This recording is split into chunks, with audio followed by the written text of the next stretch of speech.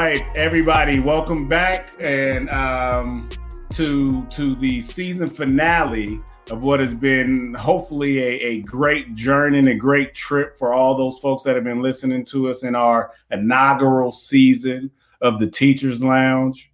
You've had the opportunity to get a peek inside the classroom of some of today's most amazing educators. And hopefully got some tips and tools and ideas about how you can better engage and support not only your kids' school, not only your kids' education, but also the teachers, the folks that we charge with delivering this exceptional education to our students. So to kind of wrap up this first season, you know, I'm excited and really we wanted to end with a bang with a teacher that I think is represents something really important in the profession. You know, he's a giant in the profession, not only by stature, you know, and actual size, but in commitment to teaching, the impact he's had on kids' lives. He was the 2019 Arizona Teacher of the Year, and his accolades and his list of accomplishments have only continued to grow. So, and in addition to this amazing teacher, we're also going to bring a parent into this conversation, so we can really have a well-rounded conversation about our kids' education from the parent perspective and the teacher perspective. So with that being said, I want you to join me in welcoming Mr. Kareem Neal into the Teachers Lounge. How y'all doing? Thanks for having me. And for full disclosure, you know, I always have to be humble and admit that my errors. Kareem, this is our second conversation with Kareem because the first conversation got lost. This is new for us. We're new to the podcasting game and things happen. But I really feel like your patience, man, and you just willing to come back on and engage in this conversation is just an example of why you're such a great teacher, you know, because you understand like people aren't going to get it right the first time, you know, and you have to, and you got to walk them through the journey. And sometimes that means sacrificing of your own time, you know? So I look forward to being a student today again in Mr. Neal's classroom. So welcome back, man. How are you? Good. You know, I'm doing well. We are not in class, we're virtual, but you know, my students stepped up, man. One of the things is funny, if you saw back in March or April, I was in a couple articles, magazines, whatever, interviews, and I was just like, my kids need to be in school. They're not going to be able to, you know. And once again, it's just like you can't say that there's limitations on what students will do. They'll step up for you, you know what I'm saying? And so you know, I have to learn lots of lessons along the way too, right? To even after 23 years to not do it, you know, and then you talk about patience. That's one of those things, fortunately, like, you know, you're kind of just born with that. So it's not like you could like, I took that class when I was getting my master's, patience 101. It doesn't really work like that. I was just lucky to have it. So I don't, you know, that kind of thing. You'll never hear somebody say, oh, you know, he got short with us, or he got too frustrated.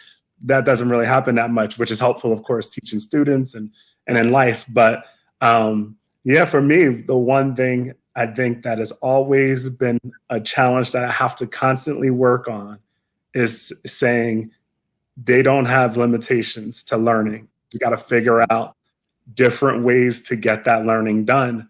You know, and if your tried and true technique or the book technique or whatever, you know, didn't work, is on you to like figure out something else, you know? And so that was one of the things that really came through a lot with online. I really came in saying, my students suffer, man. Yeah. Students, you know, self-contained special education, they need to be there. We need to be right there with it. And my students are doing all right. You know, they're online every day, all of them, you know, it's all right. And you know what I think is amazing is that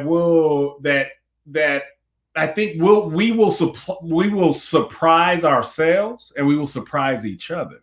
I think 2020 has forced us into learning a lot of things about ourselves and challenging systems, challenging schools of thought, challenging what we thought was possible, right? That because we've had what I like to think is that we've had all these band-aids, band-aid solutions created.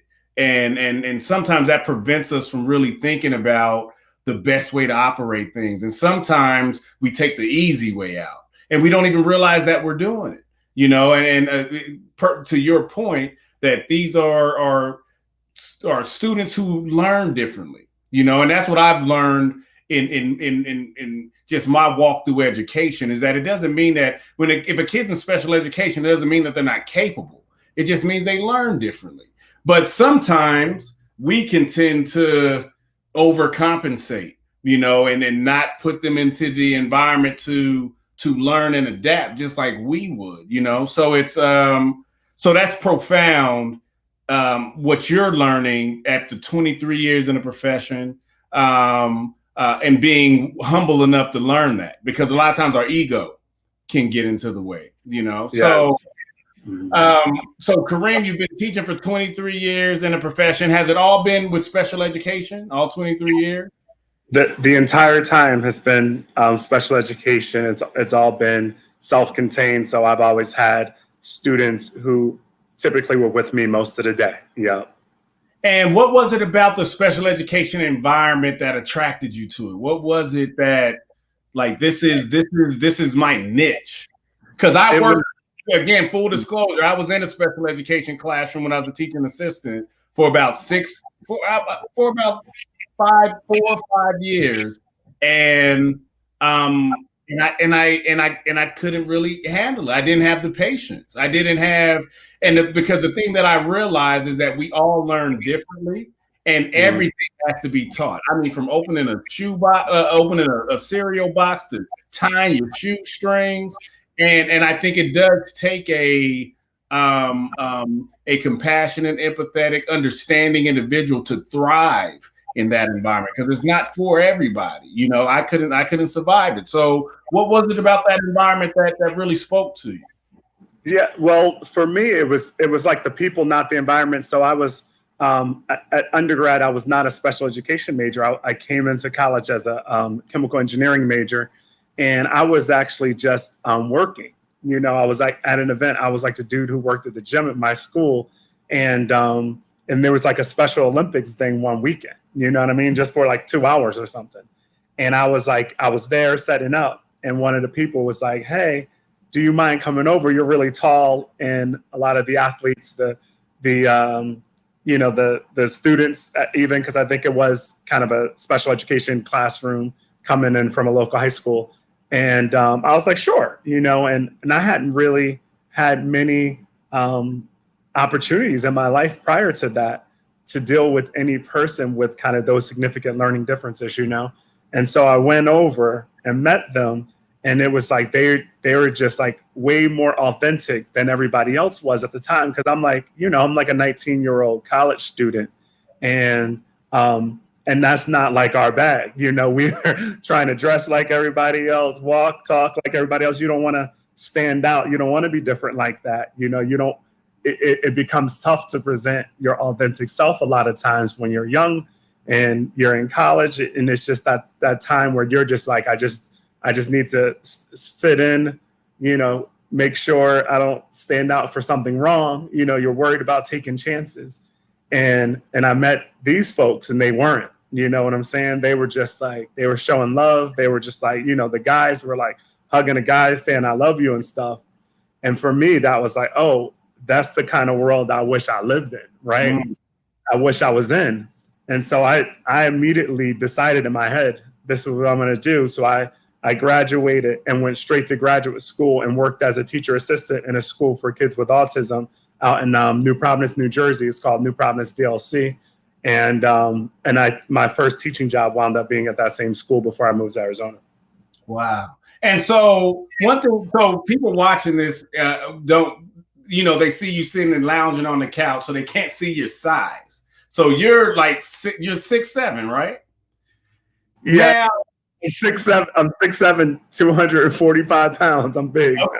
So you said something interesting in what led you into special education. So do you think being a 6'7" Black man, like it was hard for you not to stand out? It was hard for you not to just walk into a room and conform to that room. So you were used to, so I'm sure you were used to getting a certain amount of attention. I'm sure everybody put a ball in your hand and, and from our conversation with you, it doesn't sound like basketball was really your thing. You didn't want to.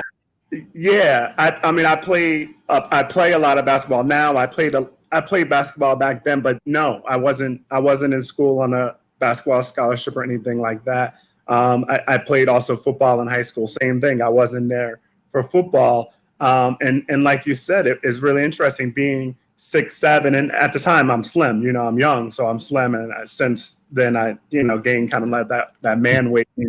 But I tried my best to shrink myself a little sometimes, and then also I go from I was born in Trenton, New Jersey. This is an area of just Black folks, you know what I'm saying, and then I moved to Willingboro, New Jersey, which is also an area with mostly Black folks, and I go to Seton Hall University, and it's not, you know what I'm saying, it's mostly white people, and so even there it was just like, man, how do I blend in here, even right with the way I talk? Then all of a sudden, you know what I'm saying? The way you dress, the way you move, it's like, okay, survival instinct kicks in. How do I have, And so, so I got really used to that, that code switching world, that shrinking myself world.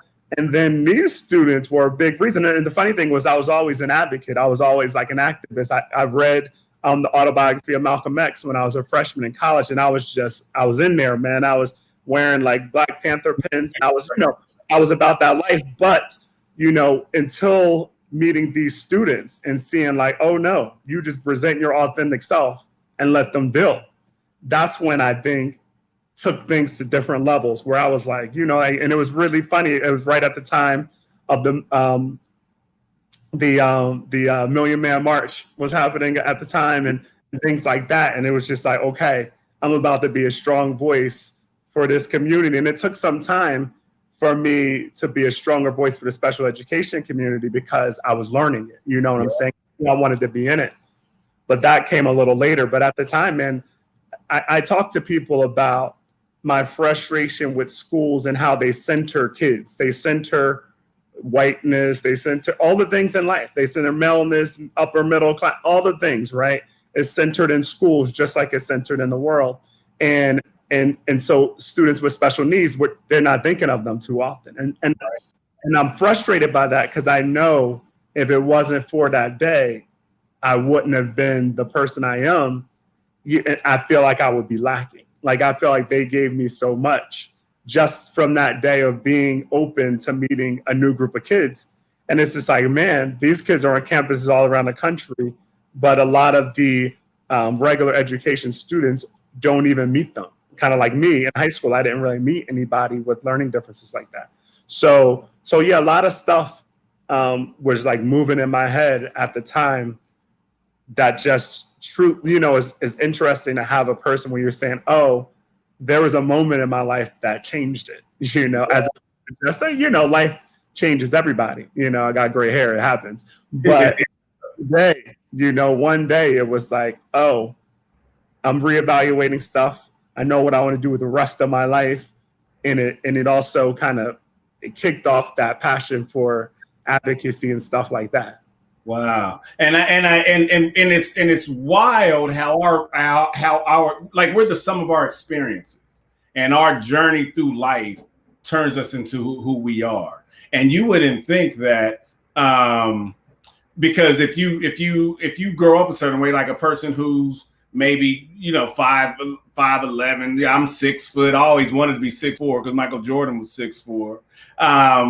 But you don't think about how the uniqueness of each of us can also